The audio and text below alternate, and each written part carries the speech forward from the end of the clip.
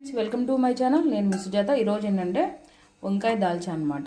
ఇది బిర్యానీలకి సూపర్ ఉంటుంది and bagara rice అయినా సరే చాలా బాగుంటుంది. దానికి కావాల్సిన ఇంగ్రీడియంట్ పచ్చిమిర్చి, ఆనియన్, టమోటా, వంకాయ, కందిపప్పు ముందుగానే ఉడకపెట్టి పెట్టుకున్నాను అనమాట. అలాగే చింతపండు పులుసు. ఇది వచ్చేసి ఒక నిమ్మకాయ సైజ్ అంత తీసుకున్నాను. ఇప్పుడు స్టవ్ ఆన్ చేసి ప్యాన్ పెట్టేసుకున్నాం. దీంట్లోకి ఆయిల్ పోసేసుకున్నాం. ఇది వచ్చేసి ఒక 3 స్పూన్స్ ఉంటుంది. అల్లం వెల్లుల్లి పేస్ట్ అన్నీ రెడీగా పెట్టేసుకొని చాలా ఈజీ ప్రాసెస్ అనమాట. ఇది బిర్యానీలోకి చాలా బాగుంటుంది. నేను ఈరోజు బిర్యానీ చేశాను, కానీ ఈ వీడియో పెడతాను ఫస్ట్. బిర్యానీ వీడియో ఇంకో రోజు ఎప్పుడన్నా పెడతాను. దీంట్లోకి ఆయిల్ హీట్ ఎక్కిన తర్వాత ఒక్క బిర్యానీ ఆకు, చెక్క, లవంగాలు, అలాగే ఒక యాలుక, ఒక లవంగం చిన్నది,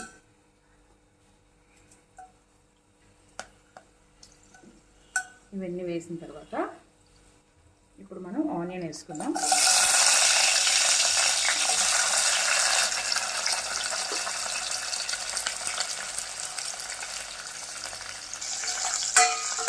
ఇది గోల్డ్ కలర్ వచ్చిన వరకు మనం ఫ్రై చేసుకున్నాము ఆనియన్. ఇప్పుడు ఇదిగంత సాల్ట్ వేసుకున్నాము.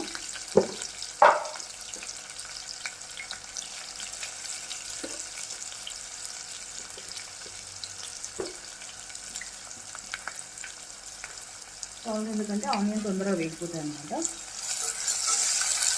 మళ్ళీ ఒకసారి కలిపేసుకొని బాగా గోల్డ్ కలర్ వచ్చిన వరకు ఫ్రై చేసుకున్నాము. ఇప్పుడు పచ్చిమిర్చి వేసుకున్నాం.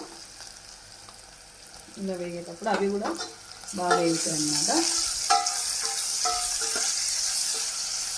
ఇది చాలా బాగుంటుంది.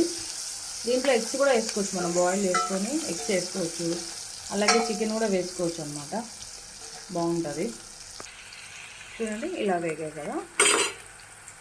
ఇప్పుడు మనం టమాటా వేసేసుకున్నాం.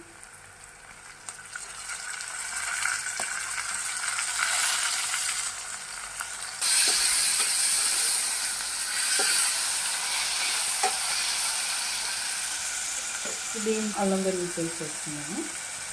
ఒక 1/2 స్పూన్ అంటే ఎక్కువ అవసరం లేదు.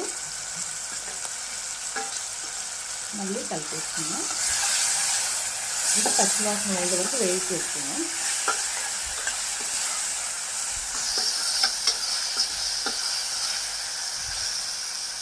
ఇప్పుడు మనం ముందుగా వంకాయ కడిగి పెట్టుకున్నాం కదా, చూడండి ఈ వంకాయ ముక్కలు వేసుకొని ఆయిల్లో బాగా మగ్గనిచ్చుకోవాలన్నమాట.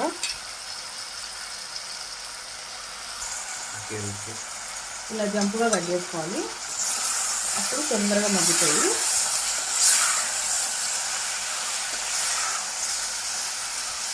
ఇప్పుడు మనం పసుపు వేసుకున్నాం.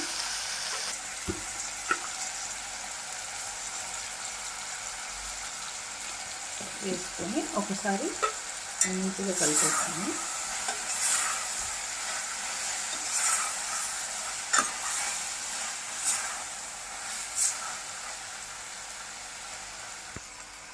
ఇప్పుడు మూత పెట్టేసుకున్నాం.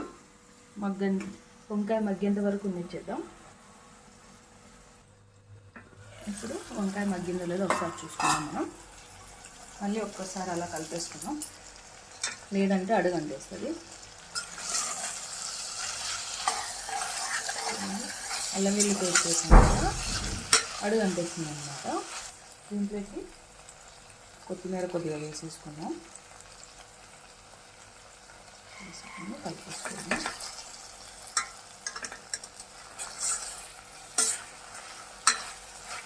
ఇలాంటి వంకాయ బాగా మగ్గిపోతుంది కదా, ఇంకా కొద్దిసేపు ఉండిచ్చాం.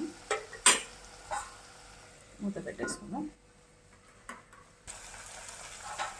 ఇప్పుడు మనం దీంట్లోకి 1.5 స్పూన్ ధనియా పౌడర్ వేసేసుకున్నాం.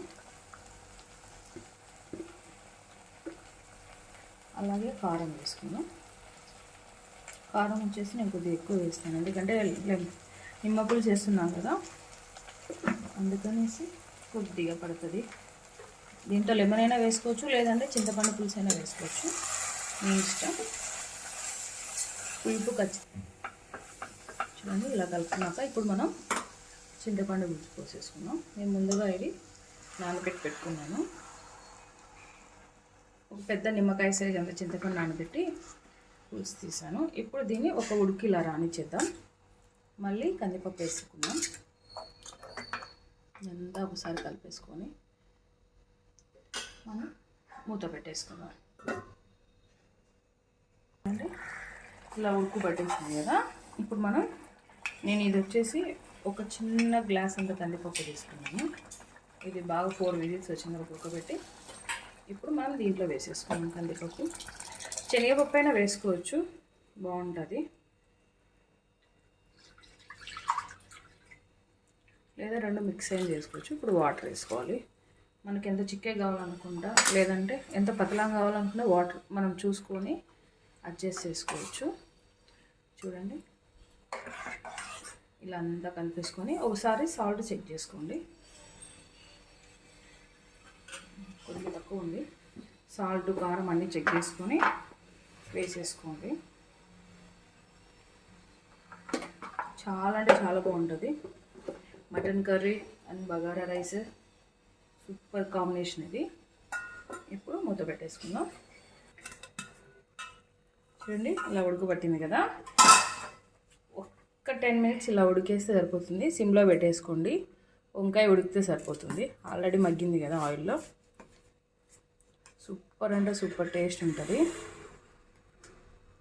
ఇప్పుడు మనం పైన కొత్తిమీర వేసేసుకుందాం.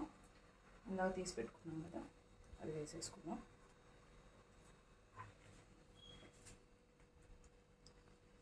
చాలా అంటే చాలా బాగుంటుంది. ఒక్కసారి ట్రై చేయండి. గోంగూర కూడా అవసరం ఉండదు. దీంతో సూపర్ అంటే సూపర్ టేస్ట్ ఉంటుంది. ఒక్క 10 మినిట్స్ అలా పెట్టేసుకోండి, అంతే.